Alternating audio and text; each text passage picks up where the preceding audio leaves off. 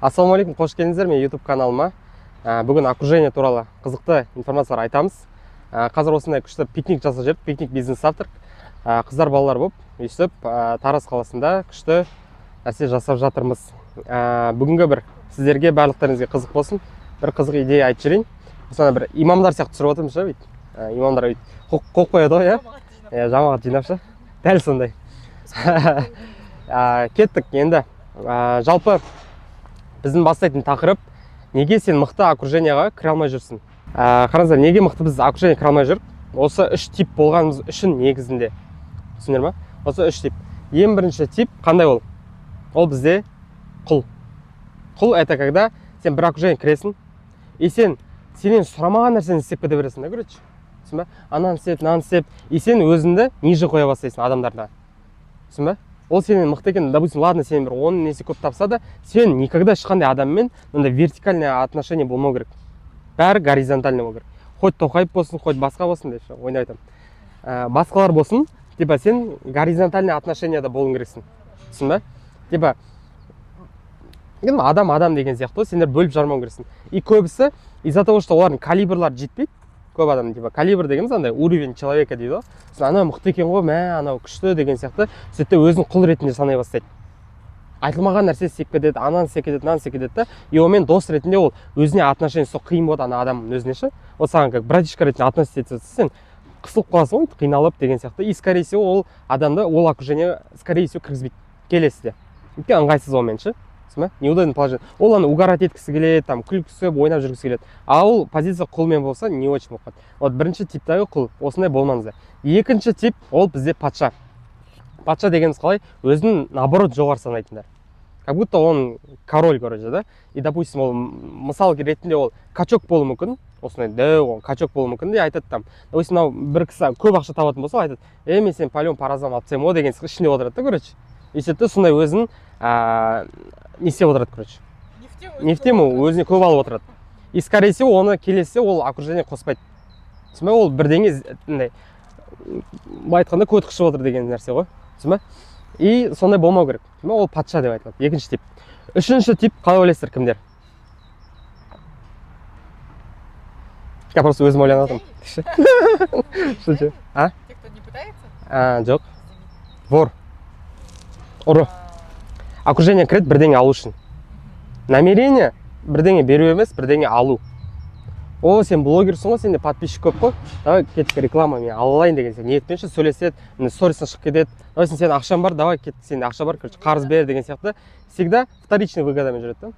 Бір выгода іздеп, әркімненше қарап жүреді, деп түсінбе? А өзі ештеңе бергісі келмейді.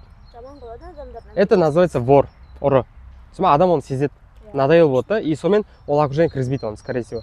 Осы үш типтегі адамдар негізінде мықты окружение кіре алмайды. Осы үш тип үшін. Ал бірақ мынандай парадокс бар, ол үш типте біз әрқайсысында болады адам ішінде.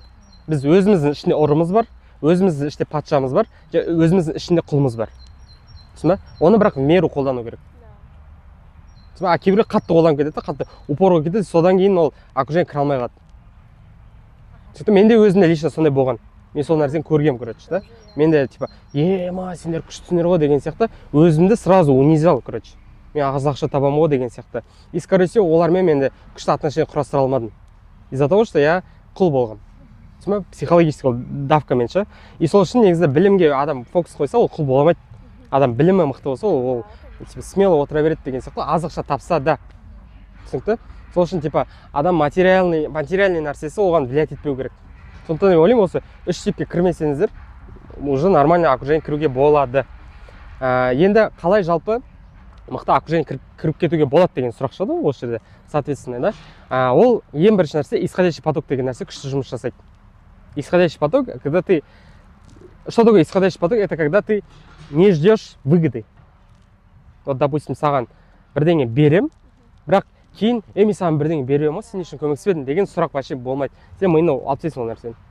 Это делается, былай айтқанда, исламнан да не ғой, для Аллах тағала үшін ғой, негізінде. Түсінбе? Аллах тағала үшін жасайсың, разы болу үшін, просто көмектесіп жүресің, короче. Ананы істеп жүресің. Допустим, исходящий поток андай да болуы мүмкін. Допустим, мен қолданам, отправлять людям реакции. крутым людям или там өзін осындай окружение кіргің келеді деген сияқты содан бастасаңдар болады негізінде ше. Менде бір кейс болған, маған бір Әсет деген жігіт қарап отырсаң, красавчик. Әсет деген жігіт бар.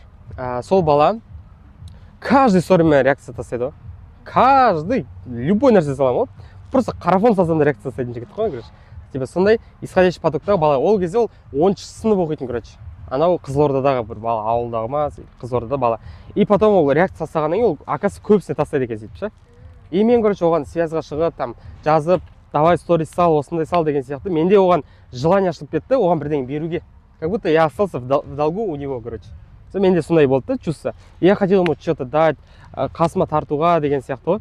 Сөйтті да ол мен қазір өзім оқушымнан, короче, таргет үйреніп, қазір таргетолог болып жүр да, короче, Алматыда, 1-ші курс. И солай двигаться етіп жүр, короче. И сол мысалмен айта аламын, что если сендер бір адаммен дос болғыларың келсе, бір адаммен жүргің келсе, дайте ему что-то, исходящий поток беріңдер. Түсін бе? Тартыңдар. И мынандай нәрсе бар. Окружение үшке бөліп тастау керек сразу. 33% лучше тебя, 33% сенімен бірдей, 33% сен төмен. Түсін бе?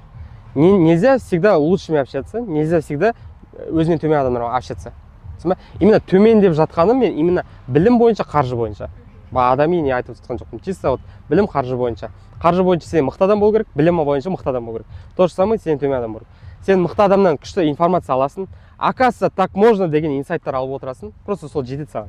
Оказывается, так можно. Ема сен осындай ақша істедің ба, ема просто прикольно деген сияқты. То же самое сен өзіңнен төмендерге айтып саласың. Оказывается, так можно деген сияқты. Все. Түсін бе? И сол кезде сендерде здравый рост бола бастайды.